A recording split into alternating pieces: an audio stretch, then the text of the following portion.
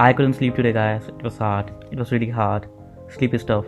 Sleep is demanding. Even the room was not cooperating. I could feel the heaviness in the air. It was too heavy, guys. It was too heavy. It was around 100 kilograms. Too much. Too much. 99 is still fine, but 100 is too much.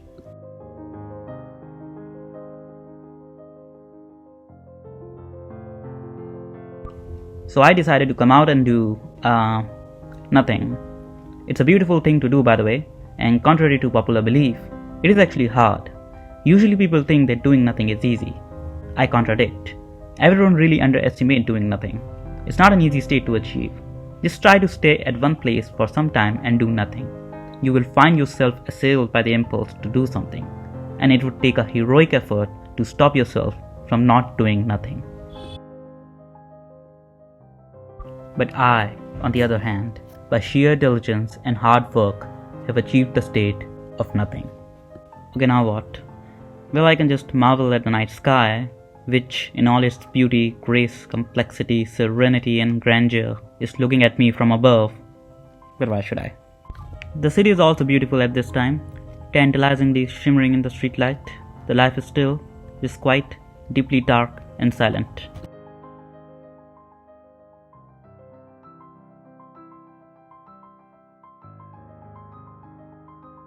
Good, I like it. You know who else like quiet places? Our ancestors. I've read this in many stories. Whenever our ancestors wanted to pursue wisdom, they traveled to a quite lonely place, maybe to the mountains, maybe to the caves, and sit for hours, and then they achieve wisdom. Maybe one must be alone in the dark to protect oneself from the relentless onslaught of time. Well, this is a quiet place. If I just stay here for some time, I might just unlock wisdom.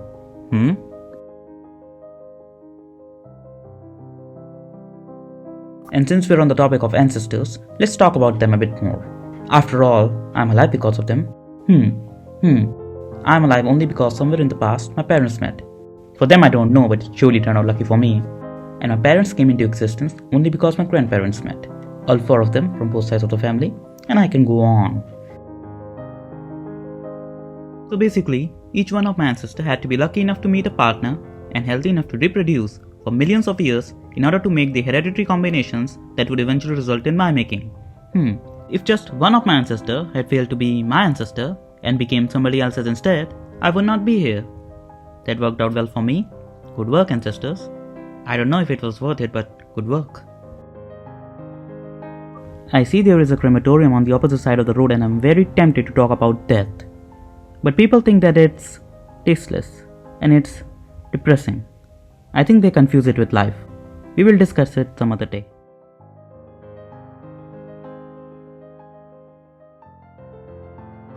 I'm going to talk about something that people love.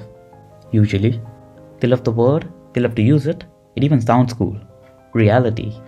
It's such a stupid word, guys. Why do we even use it? This reality thing obviously do not exist. Why do we love to talk about things that do not exist? What is up with us? Think about it. Everything we know about the world is through our senses. We are surrounded by different smells, different tastes, different sounds. What else is there? So many different things, guys, so many different things. But all of what we smell, taste, hear, see is nothing but the electrochemical signals inside our head. Our brain interprets these signals on our behalf and make our reality.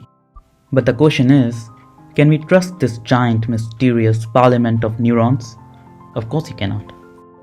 Our brains have not really evolved to show things as they really are. It has just evolved to survive. There was no evolutionary pressure to develop a mind that will represent reality as it really is. I see a bat, guys. Let's take them for example. And by the way, don't eat them, guys. Don't eat them. One of the lessons of 2020 is that we should not eat bats. We have learned it the hard way. But you see, bats are poor eyesight. They use echo to visualize their surroundings. They emit high-frequency sound waves which bounce off objects, forming echoes which bats detect. Bats are very successful in their ecological niche. They see the world in a completely different way. If bats were to write a book about this world, it would be surely different than ours. So why is bats' perception of reality any less legitimate than ours? We know nothing, guys, we know nothing. We cannot even explain colors to someone who has been blind from birth. Just to show, guys, just to show. Put up by your brain. For you.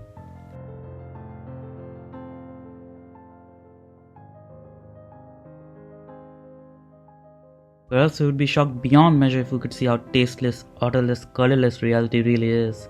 It's really scary, guys. It's really scary. Don't go there. Alright guys, that's enough talking for today. Now it just hurts my brain. Thinking is extremely hard and torturous. Avoid it. Avoid it. And since most of the advanced gods are not available for their comment, they're being shy, no idea why, we don't stand the remotest chance of understanding this world without a profound simplification. It's already morning, and we all know that it's illegal to think in the morning, so I'm gonna go.